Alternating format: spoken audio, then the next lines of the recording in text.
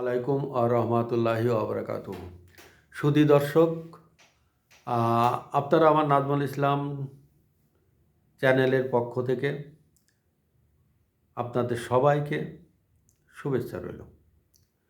সুধী দর্শক, আজকে আমি যে বিষয়টা নিয়ে বলবো সেটা হচ্ছে বাংলাদেশের সমুদ্র সীমা।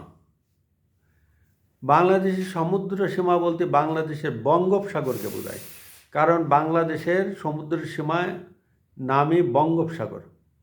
এই সমুদ্র সীমা বিশাল এরিয়া নিয়ে।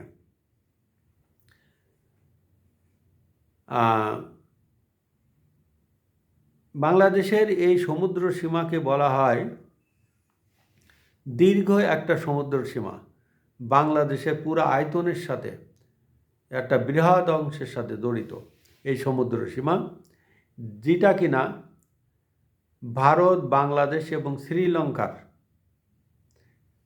পাশে মিয়ানমার, এই কয়টা দেশে জড়িত। তার মধ্যে বাংলাদেশ এর এবং ভারতে বৃহৎ অংশ। দীর্ঘদিন যাবৎ ভারতের সাথে বাংলাদেশের এই সমুদ্র সীমা নিয়ে ভুল বোঝাবুঝি হয়েছিল।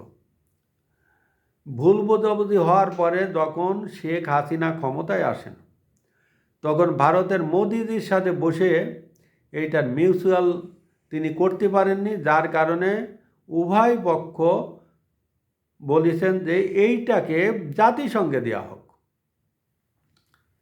উভয় পক্ষের সম্মতিতে এই সমুদ্র সীমা জাতিসংঘে তারা দীর্ঘ শুনানির পর একটা রায় দেয়, বাংলাদেশে কতটুক পাবে এবং ভারত কতটুক পাবে। এতদিন যার যার এরিয়ায় সেই ছিল,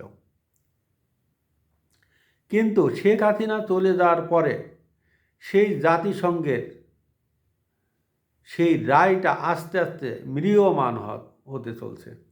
কারণ এখন অবস্থা দৃষ্টে মনে হচ্ছে যে ভারত বাংলাদেশের এই সমুদ্র সীমা মানছে না। ইদানিং তারা একটা সতর্কতা জারি করেছে। সতর্কতা কি? 280 কিলোমিটার এলাকায় তারা সতর্কতা জারি করেছে, যার ভিতরে বাংলাদেশের অংশ আছে। এখন ধারণা করা হচ্ছে তারা হয়তো কোনো ক্ষেপণাস্ত্র পরীক্ষা করবে, অথবা কোনো জাহাজ দিয়ে কোনো একটা বিষয় পর্যবেক্ষণ করবে। এর পিছনে সুদূর পরিসরী একটা পরিকল্পনা আছে। তো যাই হোক, শেখ হাসিনা বাংলাদেশে থাকা অবস্থায় বাংলাদেশের সাথে ভালো একটা বন্ধুত্ব সম্পর্ক ছিল, যার কারণে উভয় পক্ষ বসে বিভিন্ন বিষয়ে মীমাংসা করে চলত এবং সহাবস্থানে বজায় থাকত, এবং কারোর ভুল ত্রুটি হলে সেই জিনিসটা তারা আলাপ আলোচনার মাধ্যমে করত। কিন্তু এখন যে সরকার আছে, এই বাংলাদেশের এক শ্রেণী মানুষের কাছে সবথেকে প্রিয় এলাকা আছে সেভেন সিস্টার। এই সেভেন সিস্টার কথায় কথায় তারা দখল করে। সেভেন সিস্টারে নাকি ভালো ভালো সুন্দরী মেয়ে পাওয়া যায়। এরা সেভেন সিস্টারের দখল করে এই গনিমতের মাল হিসাবে সেভেন সিস্টারের এই মেয়েগুলোর বাংলাদেশে নিয়ে আসবে ইনশাআল্লাহ, বুঝলেন? এই আছে অবস্থা এখন। এটা ছোট ছোট যেসব মাদ্রাসা পড়ুয়া ছেলেরা আছে, এরা স্বপ্ন দেখতেছে কবে সেভেন সিস্টার দখল করবো, আর কবে এই গনিমতের মাল হিসেবে ভারতের এই সুন্দরী মেয়েদেরকে বাংলাদেশে নিয়ে আসবে। এ আছে ভাই অবস্থা। তাহলে বোঝেন এখন সব থেকে বড় প্রশ্নটা কি জানেন? প্রশ্নটা আছে যে এই সমুদ্র সীমানা ভারত যে একটা সতর্কতা জারি করেছে, বাংলাদেশ এটা নিয়ে কোনো কথা বলেনি, কোনো প্রতিবাদ করেনি, অথবা কোনো রেসপন্স করেনি কিছু। আসলে এটা কি মিউচুয়ালের মাধ্যমে হচ্ছে, না ভারত বৃহৎ একটা অংশ সেই জাতিসংঘের রায়কে উপেক্ষা করে তারা দখল করতে চায়? শুধু দর্শক, এখন তো ভারতের সাথে আমাদের সম্পর্ক নেই। এখন ভারত অনেক কিছু করতে পারে। ভয় আছে একটা সেভেন সিস্টার নিয়ে। এখন তারা আবার আমাদের সেই আগের পূর্বে অবস্থান, আমাদের জেলেদেরকে ভারত প্রায় ধরে নিয়ে যাইতো, ধরে নিয়ে যায় ওই পারে নিয়ে যাকে একটু ওই যে খানাপিনা খাওয়াইয়ে একটু হৃষ্টপুষ্ট করে আবার বাংলাদেশে পাঠাইতো। আর বাংলাদেশে পাঠাইতে গেলে আবার ওই যে দেন দরবার করে তারপরে আনতে হইতো। এ আছে অবস্থা, প্রায় নিয়ে যেত। এখন এই ভাগাভাগি করার পরে এখন একটু কম শোনা যায়, কিন্তু আমার দাবি আছে কি যে এই সতর্কতা জারির মাধ্যমে আমাদের সেই পূর্বের অংশ জাতিসংঘের রায়ের পূর্বের সেই ম্যাপে কি আমরা চলে গেছি নাকি? শেখ হাসিনা এসে বাংলাদেশে আগে এতটা ছিল না, কোস্টগার্ডকে অনেকগুলো স্পিড বোট দেয়, যেটাকে উন্নত মানের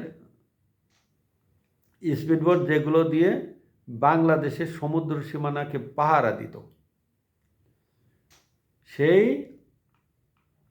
সিবোটগুলো আছে, কিন্তু শেখ হাসিনা নাই। বাংলাদেশে কোস্টগার্ডও আছে, কিন্তু শেখ হাসিনা নাই। এখন আগামীতে ভারত কি করে সেটা বলা যাচ্ছে না।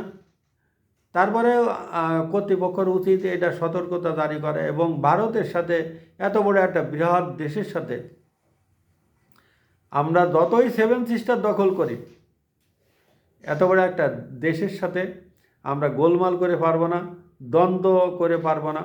মিউচুয়ালের মাধ্যমে আলাপ আলোচনার মাধ্যমে সম্পর্ক বজায় রেখে যা করা যায়। কারণ আজ পর্যন্ত পৃথিবীতে এমন কোনো ঘটনা ঘটেনি যে কোনো পারমাণবিক দেশের সাথে গোলমাল করে কেউ পারিছে। আর আমরা তো ক্ষুদ্র একটা অংশ। আমরা হেই বললে নাই, তারা বলবে হেই, আমরা বলবো নাই। এ আছে অবস্থা।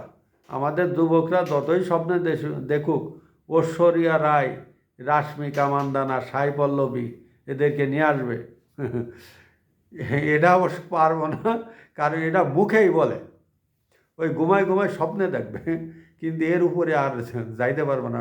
স্বপ্ন ভাঙ্গে গেলে দেখবে আরে আমি কোন জায়গায় খাদরে ফাটি দিয়ে ঘুমাই রয়েছি। শুধু দর্শক, আজকে আমি এখানেই শেষ করছি। আপনারা আমার চ্যানেলটিকে সাবস্ক্রাইব এবং ফলো দিয়ে আমার সাথে থাকবেন। আসসালামু আলাইকুম ওয়া রাহমাতুল্লাহি ওয়া বারাকাতুহু।